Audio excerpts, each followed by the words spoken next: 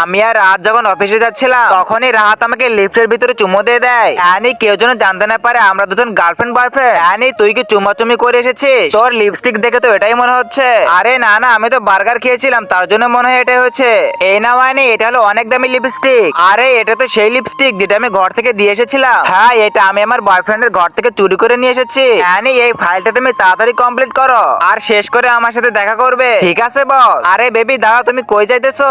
আগে বলো তুমি আমাকে এতগুলা কাজ কেন দাও? আরে যদি তুমি কাজ না করো তাহলে সবাই জেনে যাবে যে তুমি আমার জিএফ। এ কি, এই লিজে তো এদিকে আসতেছে। আরে অ্যানি তুমি এটা কি করতেছো? আমি তোমাকে ছাড়বো না। সরি বেবি, ওই লিজে এসে পড়েছিল তাই আমি তোমাকে ফেলে দিয়েছিলাম। আরে এখানে কি হচ্ছে এটা আমি তো কিছুই বুঝতে পারতেছি না। প্রিয়া তুমি জানো কি আমাদের রাহাত বস কতটা স্মার্ট? আমি তো রাহাতকে পটাবোই। এরপর যখন রাহাতের বার্থডে পার্টি হয় তখনই রাহাতের শার্টের উপরে কোল্ড ড্রিঙ্কস পড়ে যায়। আরে বস আপনি এখানে বসেন, আমি শার্ট নিয়ে আসতেছি। দাঁড়াও রাহাত, আমি পরিষ্কার করে দিতেছি। আরে তুমি কে? দূরে সরে যা বলতেছি। কিন্তু তার আগে তুমি যদি মহান আল্লাহকে ভালোবেসে থাকো তাহলে ভিডিওটিতে একটু লাইক করে চ্যানেলটি সাবস্ক্রাইব করো। আর পার্ট 2 দেখতে চাইলে কমেন্টে পার্ট 2 লেখো।